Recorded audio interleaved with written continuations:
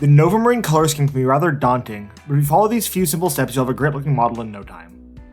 To start with, I apply a layer of Bering Blue over a white undercoat.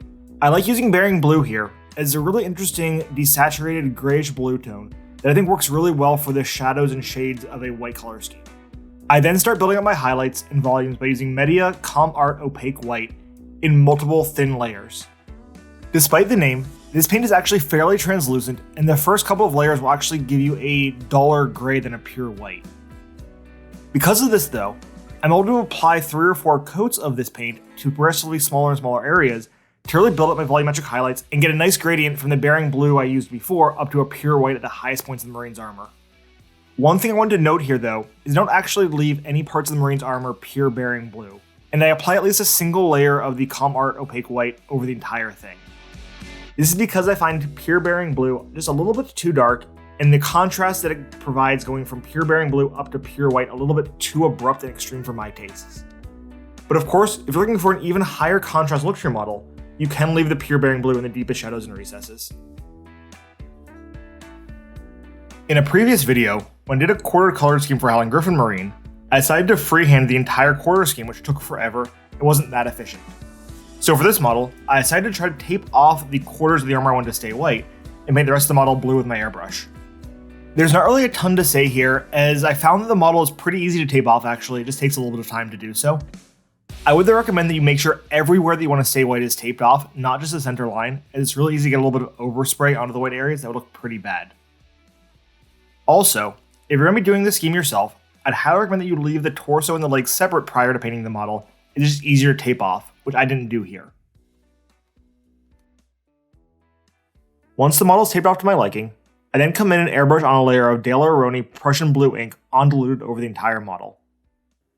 Because I'd already highlighted all of the model before when I was doing the white, and that this ink is fairly transparent, all I had to do was spray a single layer over the entire model that was uncovered with the masking tape, and I already had all of my volumes and highlights done. I wanted to push the contrast just a little bit further on this blue though, so I carefully airbrushed on one more layer of this ink over all the shadows. I don't know what it is about removing masking tape that's so satisfying to me, but there's something about removing the tape and seeing nice crisp lines appear that's so intriguing to me. And for this model, I was really happy to see that the masking tape worked great for the quartered scheme and everything came out quite crisp and clean. If on your model though, you pull off the masking tape and find a little bit of either bleed through or a crooked line, don't worry as we'll fix this later on with some weathering. I'm really happy with how the model is turning out up to this point, but it needs a little more definition in the recesses and panel lines, so I turned to streak and grime. First though, I spray the entire model with Vallejo gloss varnish, as this will make the surface a little bit slicker and the streak and grime easier to remove from the highest points of the armor. After the gloss varnish is dried, I apply a liberal coat of streak and grime over the entire model with a brush. You of course can airbrush this on, I just don't like the idea of spraying an enamel-based paint in my room. It just smells pretty nasty and I'm not really interested in breathing it in. But you of course can, I just recommend that if you do so, please make sure you're in a well-ventilated area and use some kind of mask or respirator.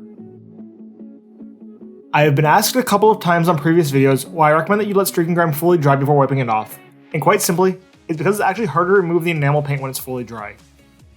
As you can see here, it's only barely coming off when I try to wipe it away with a foam makeup remover, and that's actually a good thing as it gives me more control over how much I remove. Also, if it was still wet, there's a very good chance the grime would be moved around the model and streak more than I wanted it to. One of the issues, however, with this streak and grime being kind of hard to remove, is that it's leaving a brown tint over all the white on the armor.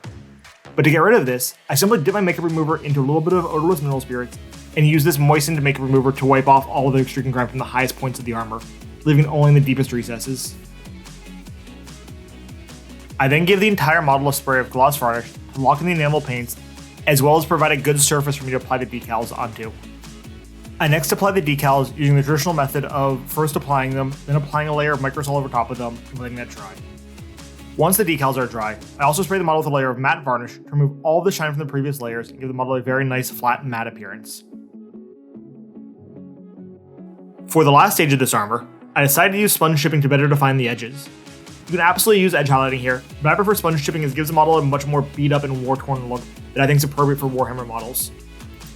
To start with, I used some Rhinox Hide by Games Workshop to gently apply a light sponge chipping around all the edges of the armor plates to represent paint that's chipped through and showing a primer underlayer. I really like using Rhinox Hide here, as it provides a very sharp contrast to the blue and the white of the armor.